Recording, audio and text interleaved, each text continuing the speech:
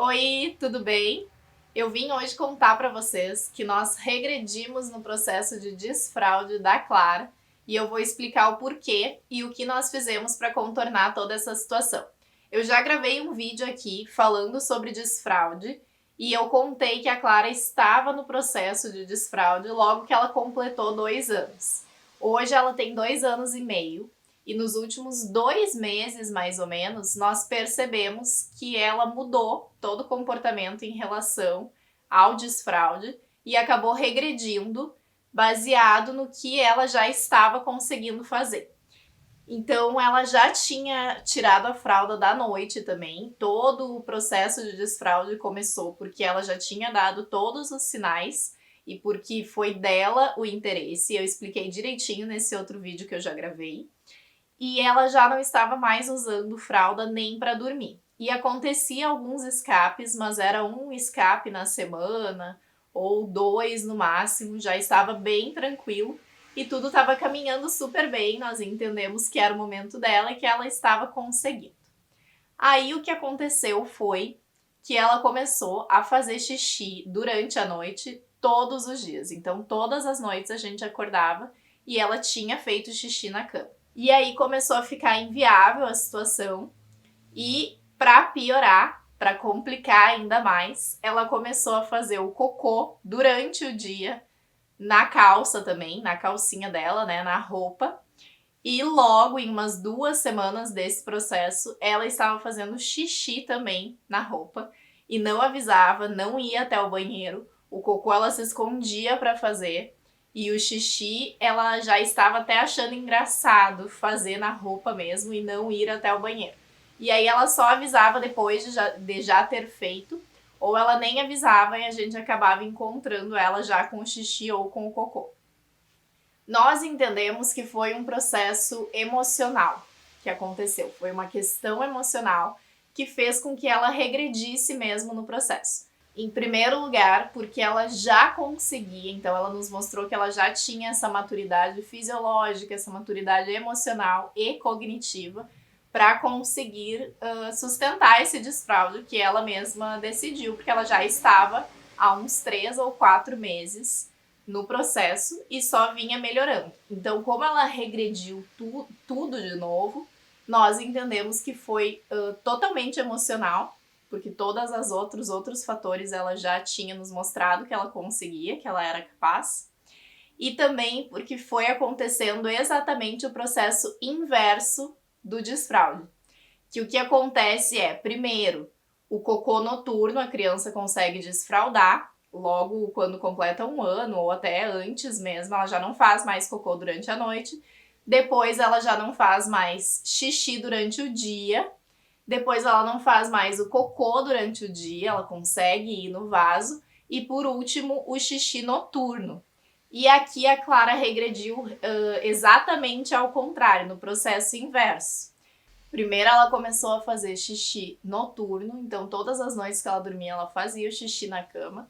Depois foi o cocô durante o dia, que ela não ia mais no vaso e começou a fazer na calcinha de novo. Depois foi o xixi do dia, que ela também não segurava mais. E aí foi se tornando uma situação bem complicada, bem inviável, porque ela saía sem fralda e em todos os lugares, agora em pandemia a gente não vai a lugar nenhum, mas nas casas das avós mesmo, ou aqui em casa, todos os dias e todas as noites tinha escape de xixi e tinha escape de cocô durante o dia. E aí nós precisamos parar para enxergar no todo, para entender o que estava acontecendo. E aí o que nós fizemos? O primeiro ponto foi detectar que era uma questão emocional dela, porque todas as outras ela já estava pronta para o desfraude. E aí o segundo passo é entender o que está acontecendo emocionalmente, qual é essa questão. E o terceiro passo, como nós podemos consertar isso, como nós podemos auxiliar a criança a facilitar todo esse processo. Então, o que nós entendemos que aconteceu, é claro que é sempre um conjunto de fatores, nunca é uma coisa pontual, mas eu sei que o que mais pesou aqui para a questão da Clara foi o fato da Maria ter começado a vida escolar. Porque eu identifiquei que foi bem naquele mês, foi bem naquele mesmo período que a Maria começou a ir para a escola, que ela começou a adaptação escolar dela, que a Clara regrediu no processo. E aí o que nós entendemos foi que realmente o que é natural, toda a atenção da família se voltou para a introdução, para a adaptação escolar da Maria, e a Clara acabou sentindo e acabou exigindo o espaço dela, e a forma inconsciente que a criança encontra de mostrar essa insatisfação pode ser pela regressão no desfraude, que foi o que aconteceu com a Clara. E aí, os pontos que nós observamos para conseguir auxiliá-la no processo e para melhorar toda essa situação. A primeira coisa foi tirar o pé do acelerador em relação à escola da Maria. Porque logo que começou a escola presencial, foi uma semana, e já fechou toda a escola e já fomos para aula online. E o nosso envolvimento com a Maria e com as aulas ficou ainda maior com as aulas online, porque a gente precisava contornar a Clara ali, entretê-la, para ela não ficar querendo fazer a aula, querendo pegar os materiais da Maria também. A gente precisava controlar a Maria, né, auxiliá-la na aula, porque ela nunca teve acesso a computador, assim, ela nunca teve acesso à escola, ela nunca tinha ido. Então tudo era novidade para ela, todas as atividades, os colegas e principalmente esse formato online. E a gente precisava ficar ali com ela o tempo inteiro da aula, todos os dias. E aí tudo isso foi uma movimentação bem grande de toda a família, de todos nós aqui em casa, em relação à Maria. E a Clara acabou sentindo. Então a primeira coisa que eu fiz foi diminuir a nossa rigidez com as aulas online. Porque é o primeiro ano da Maria na escola, ela tem 4 anos, é educação infantil ainda, então a gente sabe que o horário era reduzido, os encontros eram de 40 minutos, 1 hora, e não é tão cobrada a presença da criança, porque não tem alfabetização ainda, são mais atividades lúdicas, são brincadeiras.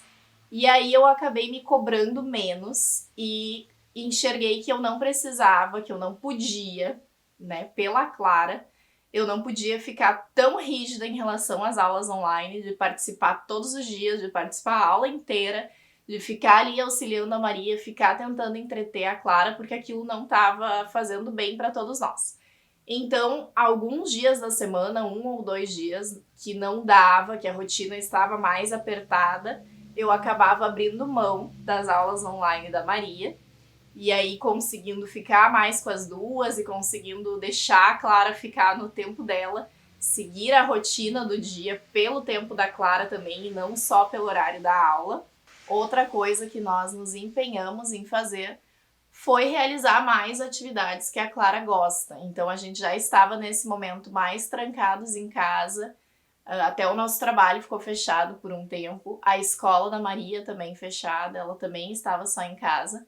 E aí a gente tentou fazer mais atividades em casa mesmo, que a Clara gosta, ou sair para caminhar, ou visitar as avós quando ela pedia, para ir realmente fazendo com ela se sentir de novo parte da família, se sentir, encontrar esse lugar dela, que eu acho que ela estava meio bagunçada, ela estava se sentindo um pouco perdida no lugar dela na família. Outra coisa que nós fizemos, que é uma dica para qualquer desfraude, foi começar a controlar de novo os líquidos durante a noite, antes dela dormir, para que ela não tomasse mais água, nem não mamasse também.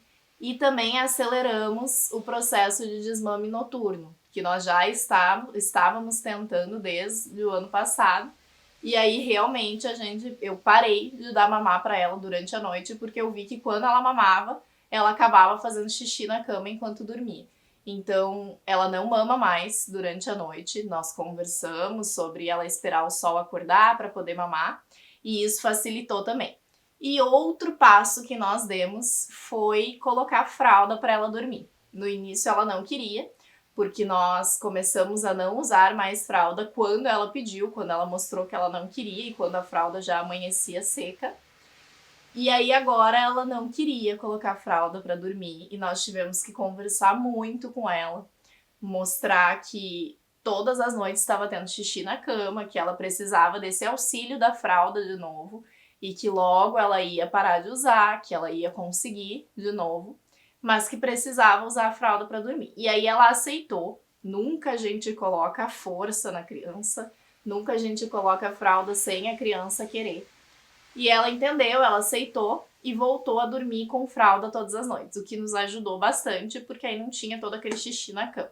E outra coisa muito importante que nós fizemos aqui foi lembrá-la de todas as vezes que ela conseguiu.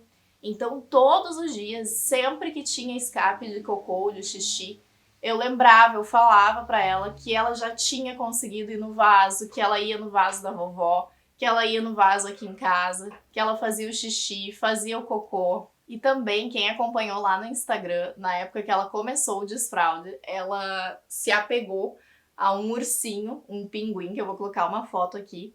E para auxiliar no processo do desfraude do cocô, o pinguim foi super útil, porque eu levava o pinguim para ela no banheiro e dizia para ela mostrar o cocô pro pinguim. E aí ela gostava de fazer, ela entrou na brincadeira. E agora, nesse momento, nós resgatamos o pinguim para ele ver o xixi dela no vaso, para ele ver o cocô dela no vaso. Nós contamos algumas historinhas também de alguns livros que eu já dei as dicas no outro vídeo sobre desfraude. E aí ela foi entrando na brincadeira, a gente foi levando também para esse lado lúdico, na hora que ela dizia que queria fazer o cocô ou o xixi, para correr para o banheiro, para levar o pinguim, para contar essas histórias. E ela foi retomando todo o processo dela. E agora já faz umas 2 semanas que nós não usamos mais fralda para dormir e que não temos mais escape durante a noite. E durante o dia eu acho que aconteceu uns 2 escapes de xixi, que ela estava mais brincando, mas isso, coisas bem normais, bem naturais dessa idade, que ela tem 2 anos e meio. E voltamos ao normal até então. Agora acredito que esteja tudo mais tranquilo. A Maria retornou para a escola e eu também tenho aproveitado para fazer algumas atividades só com a Clara, nesse momento que a Maria está na escola. Às vezes só eu e ela, às vezes eu, o Cristiano e ela. Vamos em algum parquinho aberto, que seja aqui perto de casa, ou a gente dá uma caminhada, ou a gente vai na casa da avó só com ela, para ela ter esse momento também de conexão e ajudar a se sentir nesse espaço dela dentro da família. Mas o principal que eu quero trazer aqui é que essas coisas acontecem. Com a Maria não aconteceu, mas eu já tinha me informado que algumas crianças acabam fazendo isso quando tem alguma questão emocional ou alguma outra insegurança delas. Então eu me senti preparada, eu sabia, eu tinha algumas informações de como agir, mas o principal é que a gente consiga detectar o que está acontecendo, olhar no todo essa criança para entender o porquê disso e que a gente procure ferramentas para conseguir auxiliá-la no processo. Aqui em casa foi mudar um pouco o foco de toda a família, que estava muito na escola, na adaptação da Maria, e retomar a nossa rotina, tentando tornar mais natural e não só pensando na escola, não só ao redor dos horários da aula. Espero que vocês tenham gostado. Lembrem de curtir o vídeo aqui, se inscrever no canal. Um beijão e até o próximo!